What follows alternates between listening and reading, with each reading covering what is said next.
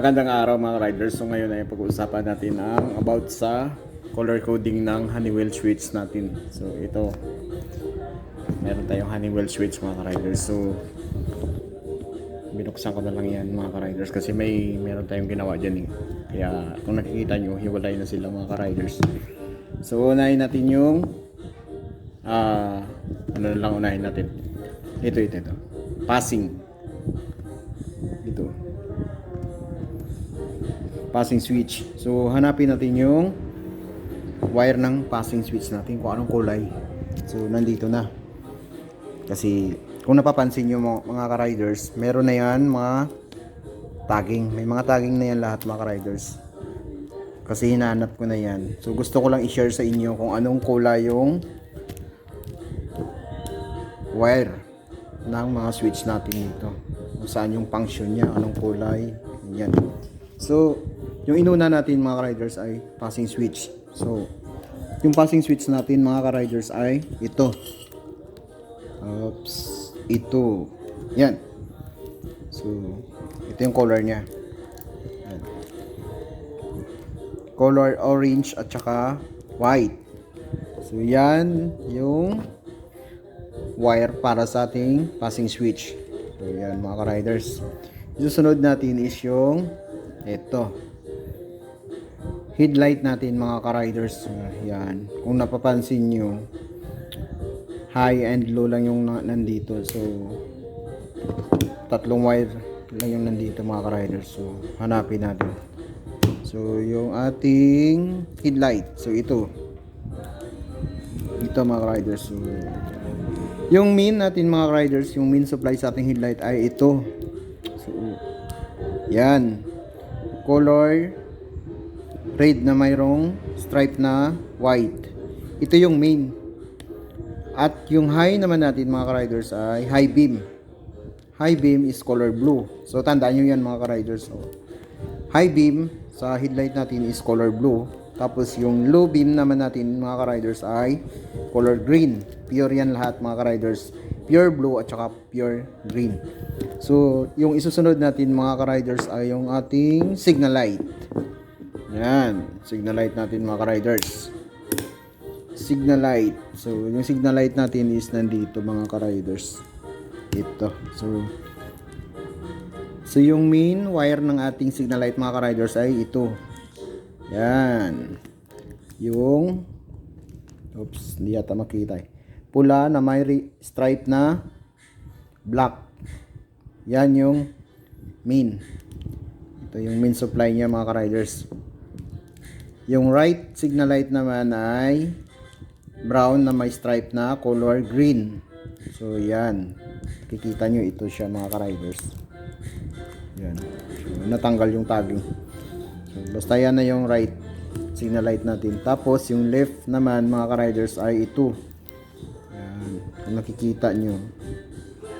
So ito mga ka-riders. Brown na may stripe na white. So ito yung para sa ating signal light mga ka-riders. Yung main supply niya is red na may stripe na black. Tapos yung right signal light niya is brown na may stripe na green. At ang left ay brown na may stripe na white. So yan yung ating wire sa ating signal light. So okay, yung isusunod natin mga ka-riders ay ito. Ito mga ka-riders.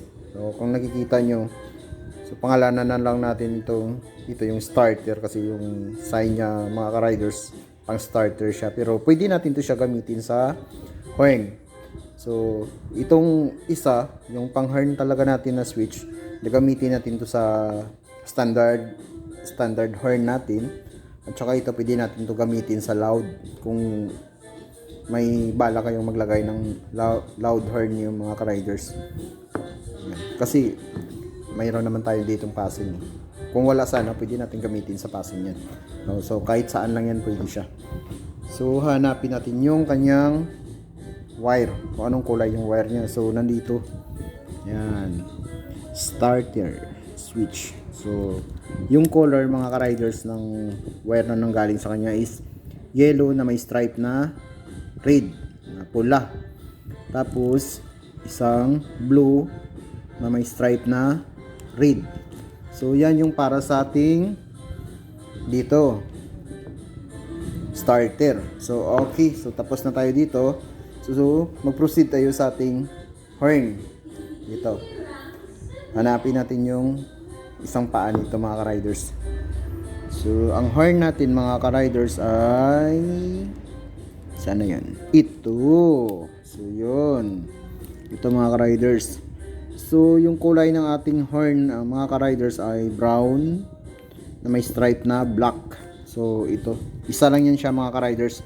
So explain ko sa inyo mamaya kung bakit isa lang yan, pero hindi dapat isa lang yan eh. Explain ko mamaya pagkatapos natin identify yung mga color coding ng ating wire. So proceed tayo mga ka-riders. So yun, yung standard horn natin, ito is color brown na may stripe na black, yung color ng wire nya. So okay, mag-proceed na tayo sa ating hazard. So okay, sa hazard tayo mga ka-riders. Hazard. So anong kulay nga ba yung nasa hazard natin? So nandito na siya mga ka-riders, ito. Yan, hazard. So yung sa hazard natin is brown na may red, stripe na red. Ito yung sa hazard natin. So isa lang, no? Kanina mga ka-riders, yung sa horn natin, isang wire lang man din. Tapos yung sa ating hazard ngayon is isa lang. So i-explain ko mamaya sa inyo kung bakit isa lang yan siya mamaya. Malalaman nyo yan mga ka-riders. So mag-proceed na tayo para maka-explain tayo ng mabilis. So yung next is ito, kill switch. Yan. Ito mga ka-riders. Actually mga ka-riders, may function to lahat. Yung switch kasi na to mga ka-riders ay normally open at saka normally close siya. Pero yung gagamitin lang natin dito is yung sa normally close talaga. Normally open. Yan. Yung sa normally close niya, iko-condemn natin yun kasi may paggagamitan tayo ng wire na yun. So walang spare dito, walang spare na wire dito. Kasi lahat ng wire na nandito sa dulo niya, may mga function yun lahat. Yun nga. So hanapin natin yung wire ng kill switch natin. So ito. Yung sa kill switch natin mga ka-riders ay ito. Yan. Isang pure yellow at saka isang pure brown. Tapos isang pure black ito. Isang pure black at saka isang black na may stripe na white. So kung nakikita nyo, iba yung katabi ng black na nanggaling sa ating kill switch mga ka-riders, at saka yung white na yung black na may white. Kung nakikita nyo mga ka-riders, magkasabay na sila ng horn natin. So yun nga yung natin. Magkasabay na sila ng horn natin mga ka-riders kasi unang-una mga ka-riders, bago natin ilagay yung switch na to is kailangan nating yan. Itong wire na pula na may stripe na black, ito yung papunta sa horn natin mga ka-riders. So ang issue kasi dyan mga ka-riders, ito, wait lang. Ang issue dyan is hindi tayo pwedeng maglagay ng